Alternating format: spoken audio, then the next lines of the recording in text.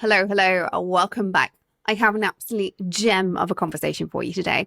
I have just finished recording this episode with my dear friend, fellow coach, Lindsay White. Lindsay and I actually met because she came on my podcast. I'm trying to remember, like 18 months ago. I should have looked this up before I hit this record for this intro, but I failed to do so. But Lindsay just blew my mind with how she talks about leadership. She is a true connoisseur of all things to do with great leadership. And we were having a conversation a couple of weeks ago, actually more like a month ago now. We meet regularly. And I was describing to her some situations and she came up with this phrase. The phrase, which is the title of this episode, hold, don't carry. I was like, we have to talk about that. This, to the pair of us, is the coaching approach to leadership. This is the skill that takes you beyond simple leadership, takes you to that executive senior level when you're like, how do they do that? How do they hold so much and not crumble or not be overwhelmed? This is the really skilled leader's toolkit, the stuff that sets you apart.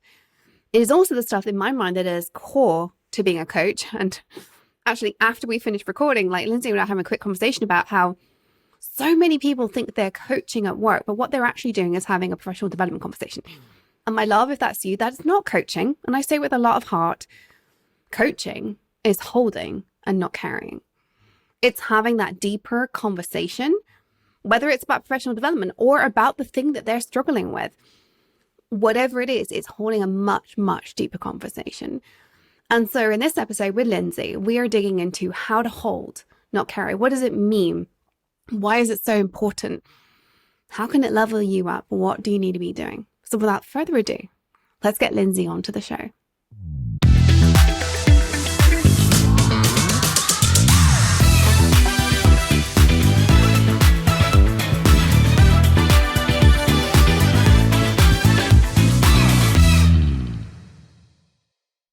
Welcome to the show, Lindsay. It's so good to have you back on. Yeah, glad to be here, Tony. I have been waiting for us to have another excuse to record. For those who don't know, Lindsay was on the show a couple of years ago now, I think. I think you're one of my earliest guests because I didn't start doing guests until fairly well into podcast recording. You're one of my earliest guests and you and I have had regular virtual coffee chats every couple of weeks since and talk everything coaching and leadership. And I have loved our conversations. So we're here today to continue the conversations we have in private, but in public, right? Essentially, yes. So the idea for today's podcast really came about because of a conversation we had when we were talking about coaching. For those of you who don't know, I train coaches. I don't just coach. I'm also a trainer of executive coaches. And Lindsay and I were having a conversation about how my coach trainees were struggling a little bit. And so before we dive into that and talk about how coaching, leadership, the whole thing comes together and the conversation we had, Lindsay, can you just refresh everybody? Why are you an awesome executive coach? Why are you here? What is it that you do? How did you become an executive coach? And why do you and I get on so well? Yeah, no doubt. I mean, we have the most remarkable conversations. And the fact that we don't record every single one of them is actually a little bit tragic because we say brilliant stuff to each other. Yeah. So my background is actually in strategic talent management, human resources. And so for many years, I worked with senior leaders and executives, helping them create their people strategy. So taking their business plan, creating the strategy that would directly connect the talent to it, and then designing and developing the programs that were necessary in order to either attract, retain, or grow that talent.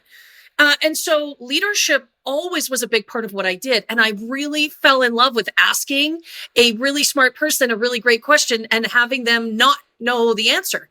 And essentially, that's kind of what coaching is all about, is asking people questions that they can't automatically find an answer to. They have to dig for it. And so I fell in love with coaching leaders and executives, and I decided to go wholesale into that space. I dove in essentially to my coaching practice and certifications. And now that's what I do. I coach female small business CEOs. That's not to say that I don't have some fantastic men in my practice. And then I also help them build and develop high performing teams in their small businesses. And so this is why Tony and I get along so well, because we're just really passionate about helping leaders be super impactful leaders, like to be really grounded in their own leadership. And so, yeah, that's why I do what I do. And that's why we have remarkable conversations all the time.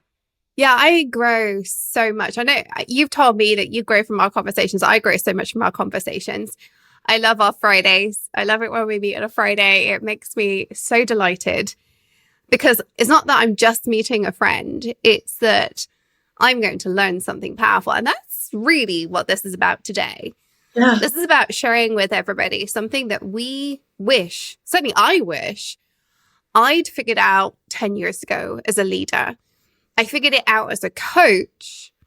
And I think if I'd figured this out as a leader, I would have been hands down a way better leader a decade ago. And so the thing that came up was we were talking about my coach trainees, the women I don't exclusively train women, but so far it's been women, training them to be great leadership and executive coaches.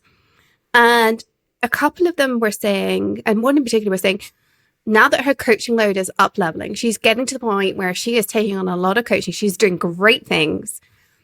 And it's holding that resilience throughout the day. And I know when I started coaching, it took me a long time to build my stamina.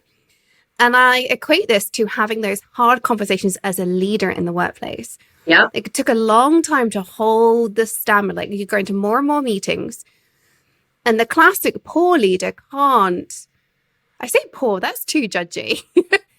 The classic non-stamina developed leader takes their emotions from meeting to meeting. As coaches, we can't afford to do that. That's not our job.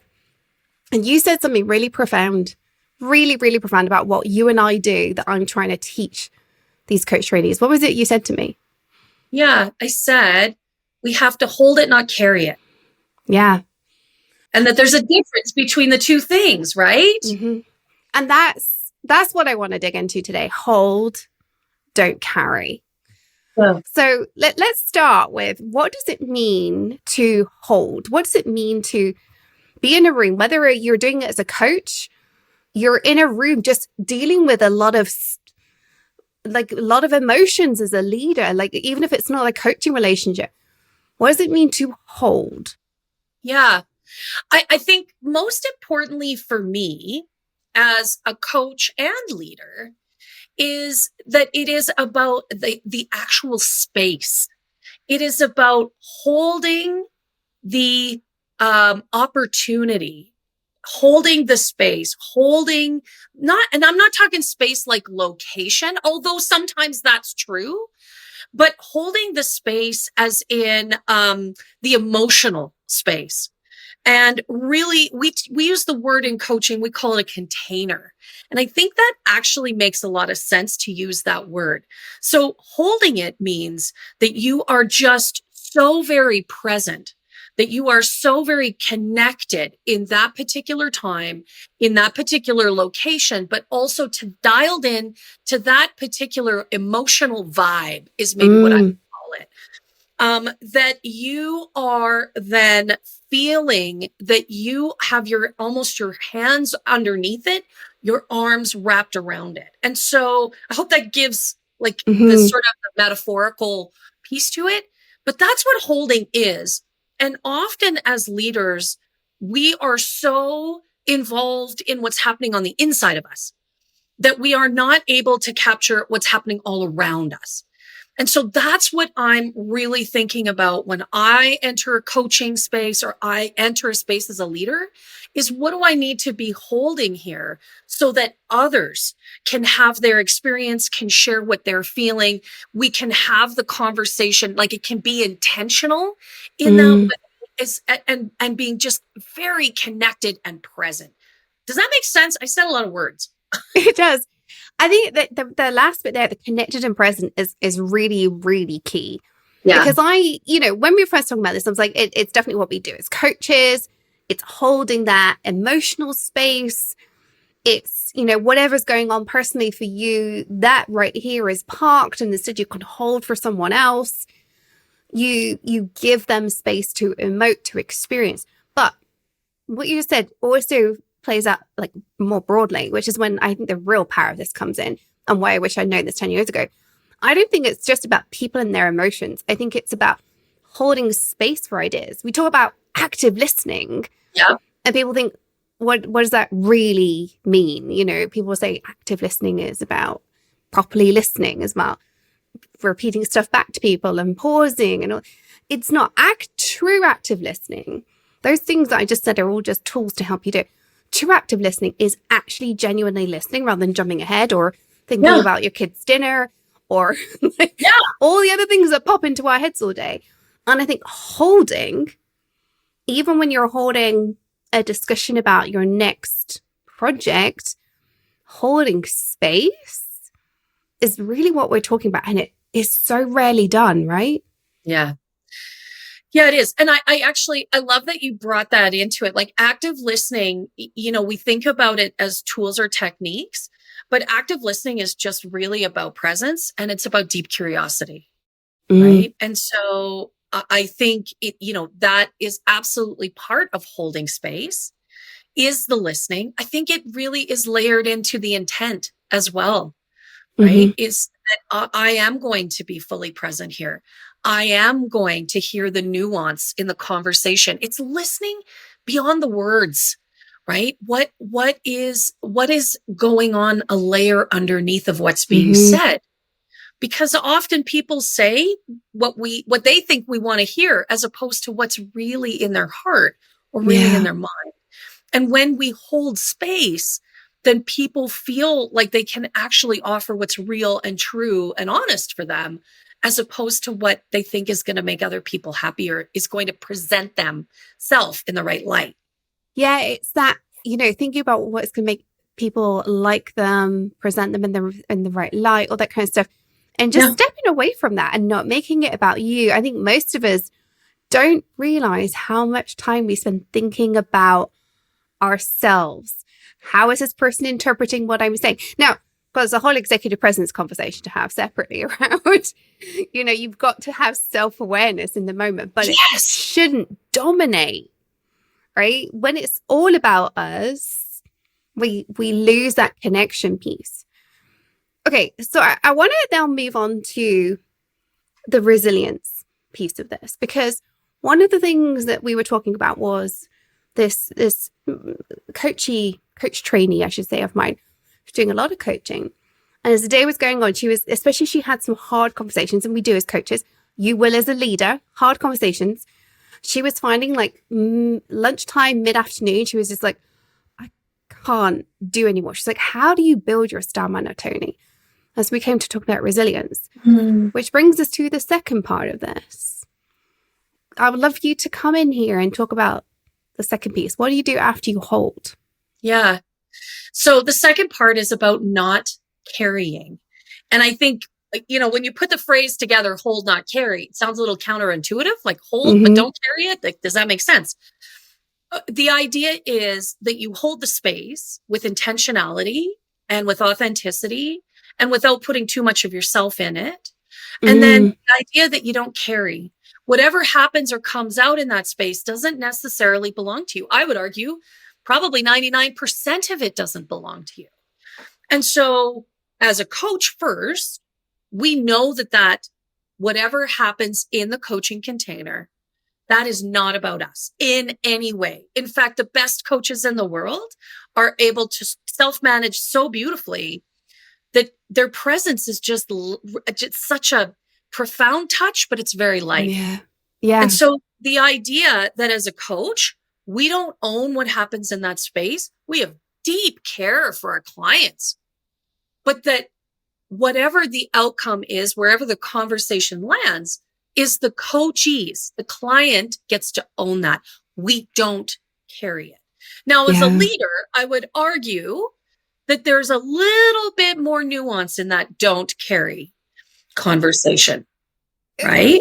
Yes, there definitely. The word nuance is key here, because I actually think again, and again, this is something I deal with in executive presence training. If we can learn how to not carry it with us so that it's the wrong kind of weight. Yes. Love that. The wrong kind of weight. I need to make notes of this.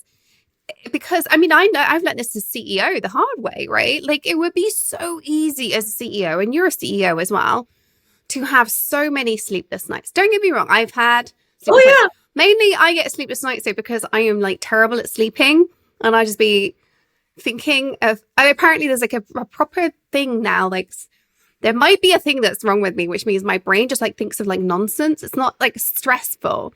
A lot of people think, oh, you don't sleep, you must be stressed. Like when I am stressed, I seem to sleep better. That's ironic. I know, it's very annoying. But I don't generally lose sleep over stressful things anymore. I did a decade ago. God, I lost so much sleep a decade ago because I was carrying so much. And it's about maintaining that space for the thing that's important without letting it control you, right? Yeah, I think that's exactly it. And I love the way you think about that in terms of weight. So it's like taking a carry-on that's packed with a bunch of stuff that doesn't actually belong to you. Right? Yes. Like, I think, and as a leader, we need to be conscious of what actually belongs to us. And that accountability has weight for sure. Yes. But actually, if we are taking on the weight from every single person that responds to us or reports to us, and every single project that they're a part of, that is very heavy. That's the shit that keeps you up at night. And it doesn't actually belong to us. I always like to have a think about it in terms of lead measures and lag measures. It's very, technical here, but the lag measures tend to be the thing that keeps us awake at night. It's like, are we making enough revenue? Have we done, have we delivered that product on time? Well, the lag measures are the things that like we care about as a business or as a leader. The lead measures are the bit we have control of. They're the activities that generate the lag outcomes. Yeah. So it's actually the lead metrics that I worry about. I have learned to say, I hold the lag measures. I care about revenue. I care about being able to pay my team. But I can't actually do anything about those. I have zero control on the outcome at the point that it arrives. The thing I have control over is what we do to achieve that outcome. That's the lead measures. That's the thing that's the thing I carry. I do not carry the lag because at the point that number arrives, I can't do anything about it. And it's very subtle, but it just shifts that weight to something you have control over. And I think so much of the holding is about recognizing this thing needs space. This person, this experience is something difficult. You and I in our coaching, this idea needs space. This thing needs space. What can I actually do about it? Well, this bit here, the lead measure, that's the bit I'm going to carry. Yeah. Well, and I would even argue inside of that lead measure, what part is like there's accountability, overall accountability that might be yours to carry. But the truth is, if you're being an effective leader and you're delegating well and you're leveraging your super smart, super capable team, you need to let them carry some of that accountability. You can't hold all of it. It doesn't belong to you. And I think that's the part that we miss is we actually believe that every single piece of that somehow is ours to pack in our carry-on suitcase and drag around with us all day. It's not. Oh my God. This just ties in so perfectly as well to one of the other conversations I'm having with another coach I work with. I collaborate with regularly around where we are afraid to take that next step in our careers. I call it the ambition gap. The gap between where we are and where we want to go. We're afraid to take that because we think we're going to have to carry all that carry-on luggage. It's not going to fit in our carry-on. It's a friggin' truck behind us. We're convinced we can't hold it. So we go, I'm going to let my ambition go. I'm going to stay back down here. That gap causes stress, burnout, that gap, right? Which is why I call it the ambition gap. But the reality is Fortune 50 CEOs do not carry all the luggage of their entire company. No human being can or should. No. I just had this conversation this morning with a client. So she works for a major luxury brand, a name that we would all recognize and we all wish we had one of their handbags. She is in their finance and just got promoted to their new senior director. And this is the exact conversation we had this morning.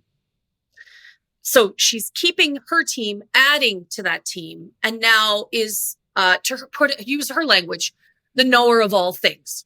So she's feeling a little anxious about the fact that she's the new knower of all things and she doesn't feel like she knows very much. Okay, well, that's a whole nother conversation. But I said to her, do you think that the CEO of your major luxury brand knows how to do all the things in your business? I'm pretty sure that he doesn't know how to stitch together one of your multi 7-figure bags. And she was like, no, he probably doesn't. I said, he probably knows how many are sold and where you sell the most and what the demographic, like he knows all that because that's important. I said, but he doesn't know how to put one of those bags together. He may not even know the factory they come from. Yes. So let's just pause for a moment and reflect because we can't know everything. Yes. What is our accountability? Let's focus on that and let the really smart people in our teams be accountable for the things that they need to be accountable for. The really smart people on our team. So that is part of this, right? Is allow the smart people around you that I hope every single one of you has deliberately surrounded yourself by, right? Yes. Allow them to be smart and hold. I mean, and I put my hand up here and say, this is a work in progress for me too. I'm a bit of a control freak, recovering control freak. And, when I started my business, I did not have the big ambitions I did today. I was like, I'm going to coach. I love coaching. I love leaders. I love women, love tech. Let's bring all this together. And now I'm like, okay, right. The tech industry needs more. We're building a business. It is not a one-woman band anymore. But when I started, I did everything myself except my finances, which I got an accountant to do. Mm-hmm. And I'm now in this transition where I'm gradually giving more and more to my team. And there is a lot in my business I do not know how to do anymore. And it is... I even just this morning talking to my COO, I was like, that's not my job. And she was like, no, it's not your job. I'm like, damn it. Yeah. Why am I Googling for something when she's telling me about it on the call? I'm like, let me Google. No. I hired her for a reason, right? So I want to give every listener permission to struggle with this, but to also just call yourself out. Ideally, do what I have empowered my team to call me out on this. Yes. Right? Or hire a coach. Hire a coach. Yeah. Someone who can say, what are you doing? And why are you doing that? I one of the things I love, I am in a mastermind with other female entrepreneurs and with my coach. And I would say every single week, one of us is calling one of the others out on, that's not your job. We're all, trying to build great companies. And all of us need calling out on it every single week. Every Thursday, we're having that conversation. It's hilarious. And we're still learning. As leaders, we need that productive tension, right? We need that productive tension of someone who is saying to us, hey, just hold on just a second. Here's how you're actually showing. Here's what you've said you want to be. And here's how you're actually showing up. What's missing? And especially as we think about, am I holding versus carrying? Yeah. And we're going to need some personal reflection, but we're also going to need some external reflection so that people can say to us, I think you're carrying that a little bit too much, because it is hard. It's hard to see from the inside out. So know that, if you do go and experiment with this, which Tony and I both hope that you will, know that you may need some time and space with someone who can help you see how you're actually doing. Mm-hmm. Yeah, come and speak to us. It's what we do.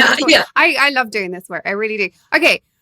Any other top tips? Because it's very easy for us to say hold, don't carry. Top tips for hold, but don't take it with you. Don't pack the carry on. Yeah. So I think I've said this a couple times, intention. Yes. So I think you have to be very intentional, very, very focused about this. So really conscious that you are going to create space, but you are not going to hold the problem or the outcome that doesn't belong to you. And really actually thinking that through before you enter into circumstances, conversations, product development, whatever. I think that's number one. I think the second thing is yes, engage with someone external, whether it's a trusted peer or your own leader, or you need a coach to actually help you reflect and really tease apart what's holding versus carrying for you, because it's going to look different for everybody. And then I think, the other part is just be sincere in your effort. Don't give up, right? Yes. Speaking of the resilience piece, just keep trying it, play with it. It's all about growth. And so you have to continually just play in the space. Yeah. I love to do two things. I love to do a resiliency check-in, especially when I'm feeling my resilience is struggling. And actually, one thing I love, like, I'm not affiliated with this company in any way, by the way, but I have an Aura ring. I've had it for over a year now. And one of the features they recently brought in was a resilience measure. My resilience is not as good as I thought it was. Interesting. I think because of my sleep, it's always worse when my sleep's poor. And that is a work in progress for me. Sleep tips are welcome. Send them to me on social media. Very happy to receive sleep tips. Although I've tried almost all of them except drugs. I'm refusing to do sleep drugs. But like, my resilience is not as good as it should be, but I can definitely tell when my resilience is tested. Yeah. So what I do is, on the days or the weeks when I'm struggling, I will give myself an action in my calendar, and I will pop it in my calendar as a 5-minute appointment with myself. And I will do a resilience check-in. And I tend to have a couple of questions in there so I don't have to think about it. This is a tool I use with clients for like developing any kind of self-awareness. Is have a thing in your calendar, have the questions in there so you don't have to think about it. You just ask yourself those questions. And I will like, how am I feeling? What's testing my resilience in the last couple of hours? What am I still holding? It's so fascinating. I use that phrase and I never thought of it the way we have come to talk about it today. Interesting. What am I holding? Why am I holding it? And at the end of like the day or end of the couple of weeks, depending on like how I'm feeling and why I'm doing it, I will then go through the list of things that I'm holding. I'm like, how can I get rid of that? Yeah. I will, like, who can I delegate it to? Why should I delegate to them? And the other one I do is, can I do anything about it? If I can't, I will do mindset work around this. This is not my problem. I can't control whether or not the country is in recession. I can't control layoffs. I can't control who gets elected. I can go and vote, but I can't control things that impact my business. What I can do is mitigate or take those lead measures that mean that we're more resilient as a business. So I then will about it. Okay, what can I do? Are we doing it? Yes or no? If we are, great, trust. Yes. But it's just have that check-in and have a process for allowing yourself to move on from the things that are giving you that anxiety. And so many of us don't slow down enough to do that. We've got to slow down to speed up, right? Yeah. I love it that you just sort of book 5 minutes with yourself. Write it down, journal it out, or get some sticky notes and make, get some sticky notes going. And then actually you can see it, right? What can I control? It's blue stickies over here. What can I can't control? It's purple stickies over there. What am I going to do with the purple stickies? I'm going to tear them up and throw them in the shredder. What am I going to do with the blue stickies? Well, they're going to go on my calendar somewhere. The other thing I would add to the process, where can I have some empathy for myself? Oh, it's beautiful. Where can I put my hand in my heart and just realize that I care so damn deeply about some of these things that it is hard for me to set them down. It is hard for me. They're really meaningful because I want to be successful in my business. I feel poorly about the recession in the country that I live in and that people are hurting economically. I feel frustrated with the government and what they're doing to help people. I feel like, what am I actually feeling that is then creating that need for me to hold it and the anxiety and stress and overwhelm that comes with that? Sometimes just giving myself the space to have a little empathy that I just care so much and then release it. Yes, have empathy and release. And I I think so many of us don't realize the power of slowing down enough to take stock, have patience with yourself, have some empathy. That alone can allow you to release. If you don't slow down, you cannot release. Truly. It is such an untapped tool in our toolkits. We're all like on fire, go, go, go. The more stressed we are, the more we think we have to go, go, go, go, go. And actually, that is the one thing that is going to stop us calming down and stopping taking that carry on with you. Right? Well, and the truth is, as a leader and as a coach, if we don't take some space for ourselves, we cannot go back and effectively hold it for others. Yes. So as leaders, we don't show up the way that we're not being effective with our teams. We're being sharp. We're being judgmental, like all of those negative leadership traits that we really don't want to be. That's when it comes out. Yeah. As coaches, we're not creating the space that we really want to have for our clients. It's sapping our resiliency. Mm-hmm. So yeah, like just taking some space, having some empathy, and just setting down some pieces really does serve us in the short term and the long term, I think. 100%. Well, we could talk about this all day, but we have to do the quickfire round, right? And I'm interested. I can't actually remember if I had the quickfire round at the point that you came on the show. So I might have to go back and listen to your previous episode. I will link Lindsay's previous episode in the show notes. It's a very long time ago. I can't even remember what we talked about, my love. Sorry about that. But I just love our conversations. So if you're listening and you want to listen to Lindsay's previous episode, do go check out the show notes. But let's do the quickfire round. Ready? Yep. What is the worst piece of advice you've ever been given? I think the worst piece of advice I've ever been given is just sit quietly. Nobody wants to hear your opinion. Terrible advice.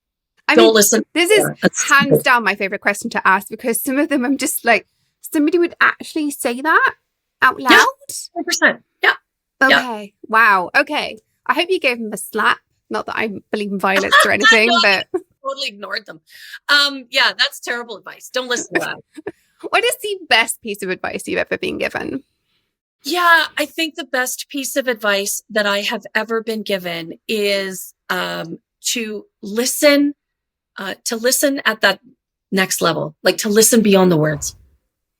Yeah. And then you can hold, not carry. Hold it. 100%. Just bring full circle.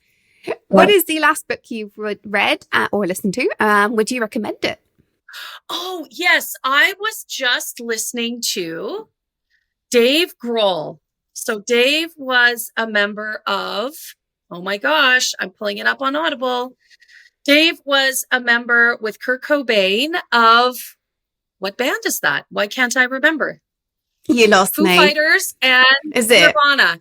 So Dave was the drummer in Nirvana back in the day, grunge scene, early 90s. And then the Foo Fighters, among other things. And it's called The Storyteller. So I've been listening to this book on Audible because he actually narrates it. And the man's had a remarkable career as a musician. He is not technically trained. He learned everything by ear. He's a total musical savant. And he's had a remarkable life. So interesting book. Totally loving it. Oh, I'm definitely getting that one. I just find people are fascinating. Fascinating. That's why we do what we do, though, right? 100%. 100%. Mindset tip. What is your favorite mindset tip for leaders, or specifically on hold, don't carry, but just in general, your favorite mindset tip also goes? Yeah. So one of the programs that I took and now I get to coach is called Positive Intelligence. And it has made an incredible difference for me personally. And so what I do at least 3 times a day is I do take those mindfulness breaks. We call them PQ reps. And I take these 2-minute breaks. And really, it's about getting very present, particularly physically. So there's things that you can do with your sense of touch. There's things that you can do throughout your body. You can do auditory or visual PQ reps. And I do those actually to combat the stress, the anxiety, the overwhelm that we all feel. I mean, we're all, we're CEOs, we're leaders, we're trying to run successful businesses. And so that's my greatest tip. And we talked about it earlier, is find those moments where you can just get very present. Feel what's in your body, listen to the sounds around you, really, see in great detail the things. And that brings you right back to the moment. And then that gives you the opportunity to see what's really important now. 100%. Speaking of hold, don't carry. So that's my biggest tip is if you can find those moments during the day, you'll be far better off. Oh, 100%. Find those moments. That's beautiful. Lindsay, as always, this is an absolute delight. So how can listeners find you online, elsewhere, in person? Where can we find you? Yeah, I would love that. So my website is highvoltageleadership.ca. So you can certainly find me there. I am on Instagram and my handle is at highvoltleadership. Like Tony, I spend a ton of time on LinkedIn. And so you can just look me up as Lindsay White on LinkedIn and connect with me directly. I love that. LinkedIn's such a great space. And then I love to be in conversation like this. So please, if you have a question or a comment, send me a DM. I'd love to connect with you. Oh, I love that. Yeah, you and I do spend a truckload of time on LinkedIn. I feel like you're the person that comments on most of my posts. Because I love your posts. They make perfect sense to me. Okay, last question. Any final thoughts you would like to share today? Yeah, you know what? I'd like to challenge everyone that listens to spend some time thinking about how they define hold versus carry. I think that that's such a beautiful opportunity to reflect. What does it mean to you to hold and create space as whether you're a coach or you're a leader, you're a CEO, whatever you are, versus, what does carrying mean? And how does one serve you over the other? And if you find that there's a lot going on in your carry column, I think you might need to consider how that's maybe serving you or not. So that's my final thought is give this some space so that you can really reflect on it. Because I think as Tony and I have talked about, it could actually really change the way you're showing up. Yeah. And make life more enjoyable too, right? It's just, you get better at what you do and you enjoy it more along the way. I mean, what's not to love about that? Yeah. Lindsay, it's been an absolute joy. You and I could chat all day, every day, and I would still not be bored of it. So thank you so much. And thank you for that little phrase, hold, don't carry. You were the one that came up with it. And I was like, that's what we're talking about. Hold, don't carry. So thank you from the bottom of my heart.